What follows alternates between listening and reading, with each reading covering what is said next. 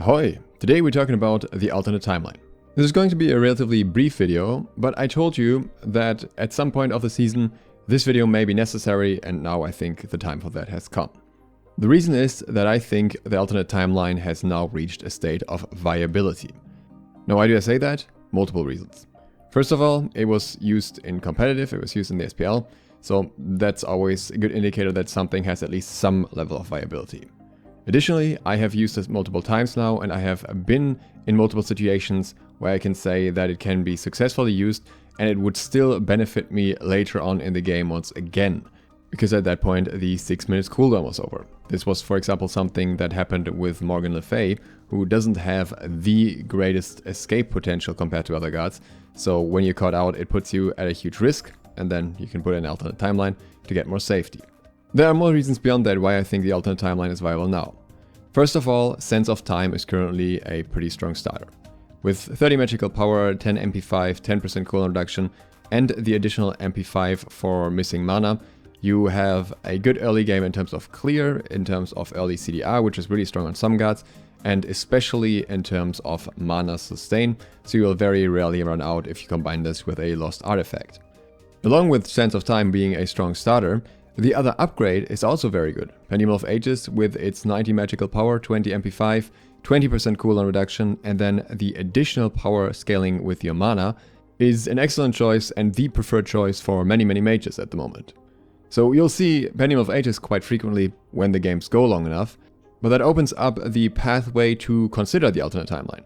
If the other option that Sense of Time upgrades into was a weak item, then you would have to decide at the start of the game that you want to go into the alternate timeline, and that is really bad with an item like alternate timeline that I think is very situational.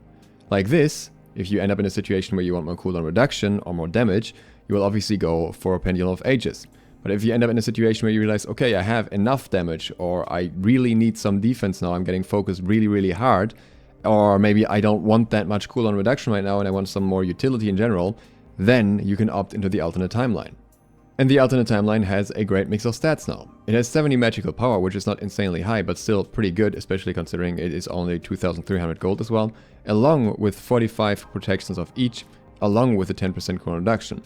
Since after death it takes you 1.75 seconds to respawn, before you get 25% of your health and mana back, you actually get a longer damage immunity through this than Aegis Amulet. Obviously it's not responsive, you can't just use it to counter the strongest ability, but at the same time it counters death, so I think that's a good trade-off. If you combine this with Aegis, you even get more than 3 seconds of total damage immunity. Especially against burstier characters, this can absolutely turn the fight around. For squishier characters, at times 6 minutes can still feel a little bit too long, but any drastic changes to that could make it very broken. So I imagine Hi-Rez doesn't really want to touch it much, and if anything, that reduce it by like 1 minute or something like that. Another cool thing about it is the freedom it brings to solo now. Obviously in solo you typically start with more defensive items, but some mages can't really get away with that, and that hinders them from going into solo. Now you can go into solo with Sense of Time, then build relatively tanky after, and you will still get more defense in late game if you go into the alternate timeline, while not struggling with mana at all early because you're combining Sense of Time as well as blue buff. This is most certainly not ideal for every character because some just really want early defense, but when you can use it, it's very nice, and then it's also more beneficial in the sense that 25% of your health and mana is a lot more for a tank or someone building into defense. Even if you're not building extra health, if you're just building into protections, then 25% of your health still ends up being more effective health against the enemy damage. This has a little bit less value in some other modes where a single death doesn't make as much of a difference, for example in Arena where you just respawn relatively quickly, but generally I think it's quite applicable for certain characters outside of Conquest as well. So if you have entirely neglected the alternate timeline so far, then maybe give it another spin, maybe give it another go and see if it feels better to you right now, because I personally think that the item is a lot better than at its starting point and can be worth picking up in some situations, though not always. If you want to see more info bits like this, obviously usually a little bit more in depth, feel free to click like and subscribe so that you get notified of that, because I don't really have a new outro yet. Short video, short outro. I hope to see you for the next one soon. ZiSotto, out.